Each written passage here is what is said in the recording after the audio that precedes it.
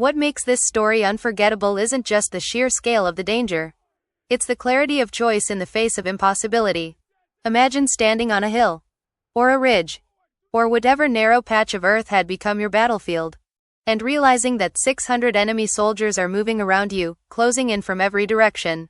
There's no escape. Every instinct in your body screams to survive. To duck, to hide, to wait for an opening that may never come. And yet, in that crushing moment, he made the decision that would define him not just as a soldier, but as someone willing to carry the weight of the world's eyes in his hands. Even if only for a few minutes. He chose to call artillery fire on his own position. It's hard to overstate what that means. To call down the instruments of death, the precise machinery of war, onto yourself is to confront the purest form of inevitability. The numbers are overwhelming. 600 trained soldiers, advancing in coordination, their strategy and weaponry arrayed against a single man. Logically, any one of us would see the end before us. The line where life must yield to calculation, and pull back, hide, or surrender. But he didn't. He understood, with cold precision, that survival wasn't the goal anymore. The goal was others. His comrades. The civilians who might be caught in the crossfire. The lives that still mattered beyond his own skin and blood. That's where heroism lives. Where instinct collides with responsibility and responsibility wins, even at unimaginable cost. For a moment, let's consider the mental state this requires. Most of us, in everyday life, deal with small-scale pressure. Deadlines, arguments, the anxiety of unknown outcomes. But in that battlefield, pressure becomes absolute. You don't get second chances. There is no rehearsal. There is no retreat. Calling artillery on yourself isn't a metaphor. It's a gamble with the most certain stakes. Life or death. He didn't close his eyes and hope for luck. He looked at the situation, measured the odds, and decided that his sacrifice could give others a chance to survive. That is clarity of purpose, distilled to its sharpest point. And yet, there is also an emotional weight here that is often overlooked. He must have known the fear that would come in those final moments. The heat. The anticipation, the split-second realization that there is no safety, no shelter, no escape. But perhaps he also understood that fear is universal. And that it doesn't matter if you are surrounded by 600 enemies or just one. Fear exists, but courage doesn't need to silence it. Courage is the ability to act despite it. In calling down artillery, he didn't deny his terror. He used it as a measure. As a way to focus, as the emotional fuel to do something almost unimaginable.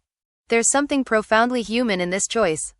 We often frame heroism as physical prowess, as daring maneuvers or brilliant strategy.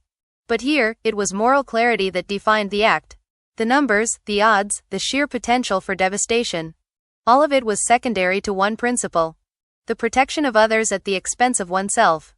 In that moment, his life became a tool. A vector for survival. And that shift in perspective is almost impossible to fully grasp unless you've faced an inescapable moment yourself. We think of heroism in cinematic terms. Action, confrontation, triumph. But true heroism is often quieter, sharper, and more terrifying because it asks you to redefine the value of your own life. The mechanics of war provide a backdrop. But the story is really about decision-making under extreme pressure. Imagine calculating, in mere moments, how artillery will land, where your body is relative to it, and how it will affect the enemy lines. There's an acute awareness required, a strategic mind that can turn panic into precision. Every second counts, and yet every second is a second spent choosing to embrace the impossible. This is not recklessness. It is deliberate, tactical, and profoundly selfless. And what does it say about human nature? We are wired for survival. We fight to live, instinctively, relentlessly. Yet, sometimes, the human mind can expand its horizon beyond self-preservation, beyond instinct, into a realm of moral reasoning and empathy so intense that life itself becomes secondary. That expansion is rare. And it's what separates heroism from courage and courage from mere bravery. He wasn't performing for glory. He wasn't seeking recognition. He was facing the ultimate form of choice. Surrender to instinct or surrender to responsibility. And he surrendered to responsibility, knowing full well what the outcome could, and most likely would, be. The act of calling artillery on yourself also shifts how we perceive the concept of sacrifice. Often, sacrifice is abstract. We talk about soldiers sacrificing for their country, parents sacrificing for their children, friends sacrificing for friends. But this? This is raw, concrete, immediate. It's a decision made under direct threat, in full view of danger, with no mitigation. It transforms sacrifice into a weapon, a tool not just of morality but of survival strategy. His death, or the potential for it, became a vector to protect others, to create an opportunity where none existed.